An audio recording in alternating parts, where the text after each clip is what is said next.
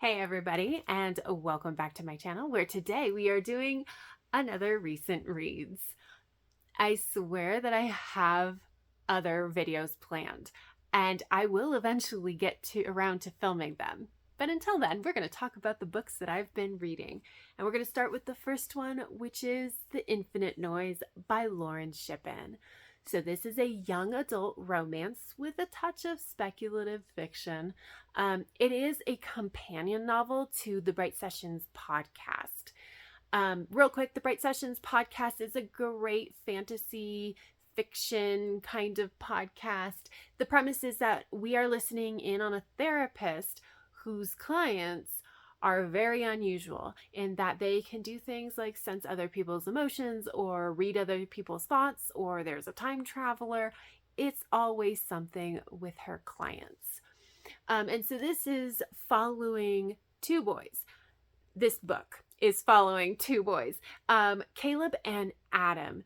And Caleb is one of Dr. Bright's clients. Basically, he is the one that can sense other people's emotions. So that means that high school is horrible. So he is adrift in just everybody's emotions until he realizes that one of his classmates is actually providing a really nice anchor so that he is not adrift so much anymore. And it turns out it's this guy he really hasn't talked to very much named Adam. And so Caleb decides that maybe he should befriend Adam. And the story goes from there. This is great. Now, obviously, I have listened to the Bright Sessions podcast. It's a delight. I really, really enjoyed it. And so I was excited to jump into this because even though I'm not really a YA, I don't really read much YA anymore, and I definitely don't read YA romance. I'm like, but I already know these characters, and I already know that they're cute together. And so I went ahead and picked this up, and it is so adorable. Now, part of why it works so well is that Lauren Shippen is the writer of the Bright Sessions. And so her voice is extremely strong in that podcast, and it carries over into this book. So there's this really lovely continuity. And as we see these boys kind of coming together and befriending each other and something more, it really feels exactly as it is supposed to go. It feels like it's set in this world. Again, that continuity is maintained. It just feels really lovely.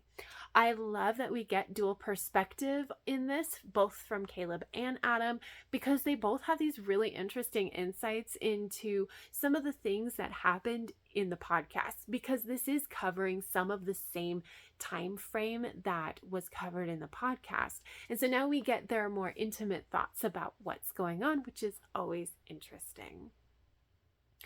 I also really liked the representation. So like, obviously these boys, it's a male romance. I like that Caleb is clearly not straight, but he doesn't actually know what he is, and he's not too fussed about it either. Like when somebody's like, when Adam is asking him, he's just like, I don't know, I like you. And he's just really good with that. Like, I like you. I don't need to know anything more at this point.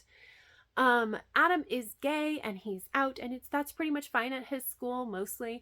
The thing that I love about the representation with him is that he is a clinically depressed teen, and he does and has in the past engaged in some self-harm behaviors.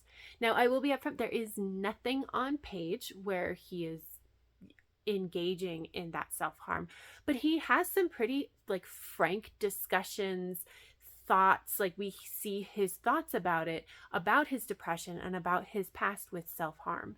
That isn't totally in the past. Like, he's trying to minimize as much as possible, but he knows that he can't totally give that behavior up yet. And it is a very frank discussion, and I really like how the author handled it, because there is no morality injected in there. It's allowed to just be. This is Adam's reality, and it's allowed to just be. And I really loved seeing that. And so, yeah, this is just a quick, easy, fun read for the most part. And And these two boys are absolutely adorable. I think that the author really captivated that feeling of, you know, liking somebody in high school where it's just chaos and confusion and emotions. And I just think she did such a good job capturing that. So yeah, I really enjoyed this, and I ended up giving it 4.25 stars. And I will say, I don't think you actually need to listen to the podcast first. It does add some clarity and depth to this story, but I don't think it's necessary. And then I picked up Wings Once Cursed and Bound by Piper L. Drake. And this is an adult urban fantasy, and we're following our main character of Punch. And Punch is basically a Thai bird princess in disguise. And at a dress rehearsal for a dance of some kind, she ends up putting on these shoes that she does not know is cursed. And if she dances, she'll just keep dancing until she dies. And then enter a very old vampire by the name of Bennett, who decides to try to help Punch figure out how to get these shoes off before she ends up dropping dead. And the story goes from there. I DNF'd this, and I DNF'd this 20 pages in, but I don't really have a ton of negative to say about it. Basically, like, I burnt out on urban fantasy, so this is really just a me thing. I read so much urban fantasy that for me to continue reading an urban fantasy, the bar is super high. And so like most books just don't reach that high bar, and so I usually end up DNFing them. Now, I was intrigued by this because of the Thai bird princess angle, and I did only get 20 pages in, but the thing that was keeping me going was Punch's perspective. It was interesting and different for her to see her perspective and have the Thai aspect to it. It was interesting, and it was like, the writing is a little bit rough and it wasn't like super intriguing, but it was definitely enough to keep me reading. The problem was that every chapter we also got Bennett's perspective, and Bennett is like a walking stereotype of the urban fantasy vampire, in that he's tall, dark, mysterious, and vaguely annoyed by humans, but maybe not this one human. And I was just like, I'm annoyed reading this, and like, I don't know if the author is going to continue on with this line, or if she's just setting this up so that we can like play with these tropes a little bit, or what we're doing. But I am not enjoying this perspective. I don't want to hate half of what I'm reading, so I'm just going to go ahead and DNF. But I will say that if you like urban fantasy, this is definitely different, and I did enjoy like the one perspective, so this might be worth your time to pick up. And then I picked up Drunk on All Your Strange New Words by Edie Robson. And this is an adult science fiction murder mystery. And we are following our main character of Lydia.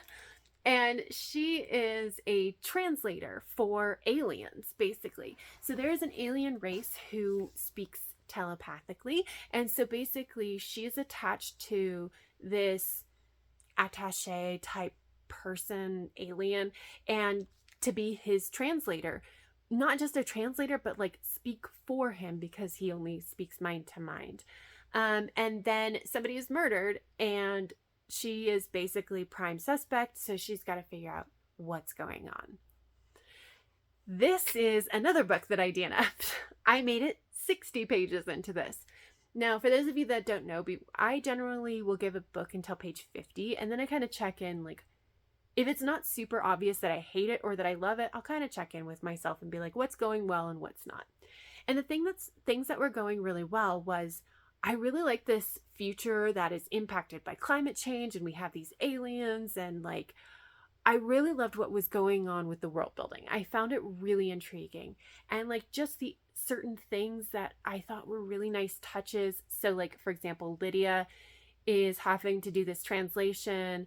Like, she's hearing it in his language in her head, and she's having to translate it and then say it out loud.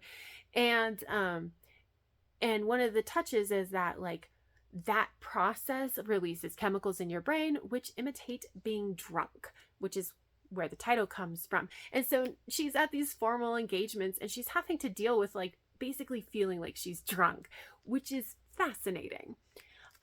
Also, by the way, I do think that the author did some good research into translation because it feels more real to me. So that was a good thing. And I was, based off of how the story was being told, I was interested in seeing how this mystery was going to kind of unfold. The problems that I was having is that Lydia is a little bit naive, and the kind of naive that I don't tend to do well with. And the writing, like, it wasn't bad, but I wasn't vibing with it. So there were these two things that weren't like terrible, but I wasn't totally vibing with. So I was like, I'll keep on going and just see. As long as those things don't get worse, I should be fine. And then in the very next chapter, Lydia's hauled down, like she finds the dead body.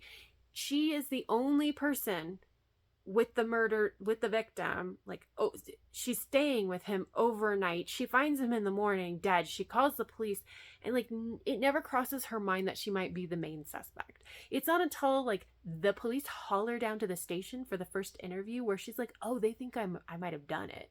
I'm like, really? It took you all that time to figure that out? Okay, I guess. So I that was kind of like a step too far. I was like, I haven't seen how the murder mystery is unfolding, so like that's just kind of a hope that it's going to be interesting. And while I do find the world building interesting, it's not interesting enough to kind of handle a main character that I'm not really enjoying. I will say though that like I really, really want a main character that I like. Like that's really high on my list. So I think that if you find this premise interesting and you're a little bit more willing to be flexible with the kind of main characters that you read, this may work really well for you. It's just I'm not quite as flexible, and so I decided to go ahead and DNF it. And then I picked up A Memory Called Empire by Arkady Martine, and this is adult science fiction murder mystery. But basically, we're following our main character of Mahit, and she is the ambassador to this big colonizing entity. Like, I mean, it's a political entity, right? And she's been newly appointed the ambassador because the old ambassador was murdered. And so now she has to figure out what was going on. And she doesn't have like any of his notes, so she's trying to figure out the political situation as well, and it's all kind of messy, but the story goes from there. And I DNF'd this, but this is like the softest DNF I have ever had in my life. So here's the thing. I am actually enjoying this. I think that the main character is great. She is smart without like crowing about it. So it's much written in that it is written in that way that is much more show than tell, which is so lovely. I just genuinely like her as a character. I love her interactions with her liaison. 3 Sweetgrass, I think is her name. 3 something. So 3 Sweetgrass, I believe is her name. But anyway, like the interactions between Mahit and her liaison are great. I absolutely adored every time that they were talking to each other. I liked the plot. I didn't think it was amazing. It was sometimes a little bit predictable, the direction we were going to go, but it was interesting in the way that it was being told. So like, it's not surprising, but it was still interesting. My problem was that it moves a little slow, which I always have a harder time with, even though I did know going in that it was going to be a little slow because political things that are heavily political tend to be more slow, but it was slow. And the thing is how it's written, I feel like I was missing things that I need to be smarter to read this book. And here's the thing. I was just so confused every time that I picked this up. Like, I'm just missing bits and pieces the entire time. And I don't know if that's intentional in the writing. Like, if you're supposed to be a little confused in the same way that our ambassador is, or if it's just like I'm missing things. But I don't really enjoy that kind of thing. Even if it's intentional, that's like a book that I am not going to read because I have these issues in real life anyway. So like, I don't necessarily want it from my books. But I was working so hard to read these books and still missing things. And like, I'm in a place in my life right now where I just don't really want to work that hard when I'm reading. I work hard at my jobs, which I have multiple of. I work hard at home. I work hard at my jobs. Like, when I go to read, I don't want to work. And so the fact that I was working so hard to try to understand this and still it felt like I was failing, I'm like, this isn't super enjoyable. Even though I like so much about it, it's just not enjoyable. So I think that this is just not the right time for me to read this book. I did make it 225 pages in, so literally halfway.